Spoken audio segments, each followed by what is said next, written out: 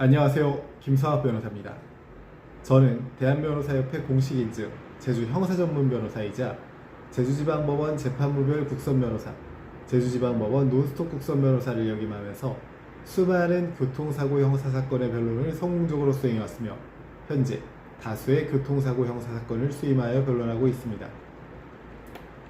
교통사고가 발생했을 때 단순한 접촉사고라고 생각했지만 피해자에게 상해가 발생한 경우 형사 문제로까지 확대되는 사례가 적지 않습니다.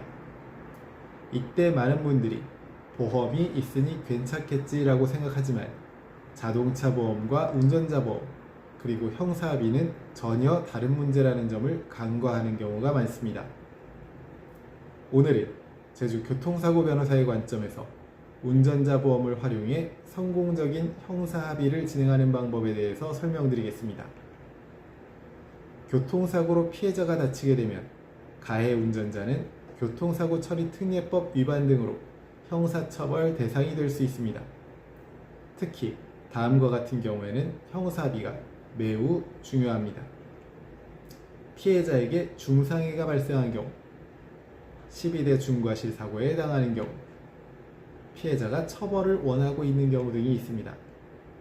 이러한 사건에서 피해자와의 형사합의 여부는 처벌 수위에 직접적인 영향을 미칩니다. 많은 분들이 헷갈려하는 부분이 바로 자동차 보험과 운전자 보험의 차이입니다. 자동차 보험은 피해자에 대한 치료비, 수리비 등 민사적 손해배상을 중심으로 구성되어 있지만 운전자 보험은 형사합의금, 벌금, 변호사 선임 비용 등 형사 절차를 대비하는 보험입니다. 즉, 형사합의금은 자동차 보험으로는 보장되지 않는 경우가 대부분이며 이때 실질적인 도움이 되는 것이 바로 운전자 보험입니다.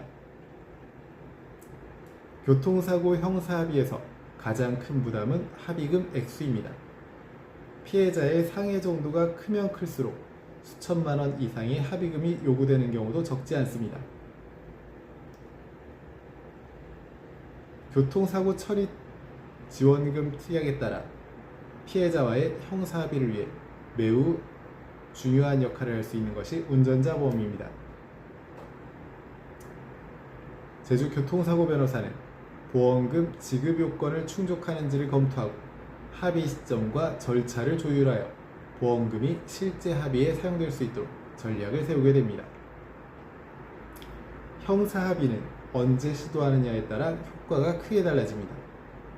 수사 초기에 처벌불원서를 확보할 경우 불기소나 약식명령 가능성이 높아지며 검찰 송치 후에는 벌금형 감경 또는 기소유예 가능성이 여전히 존재합니다.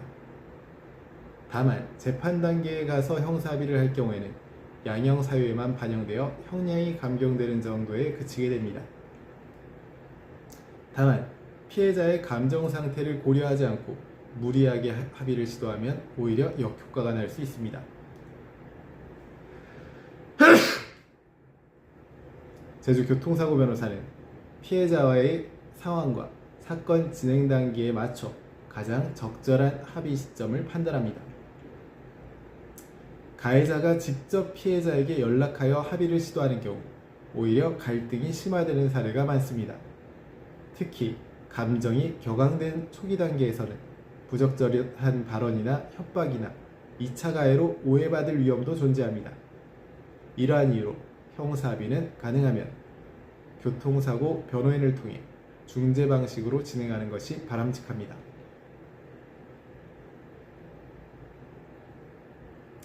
교통사고 형사사건은 단순히 보험으로 해결되는 문제가 아닙니다.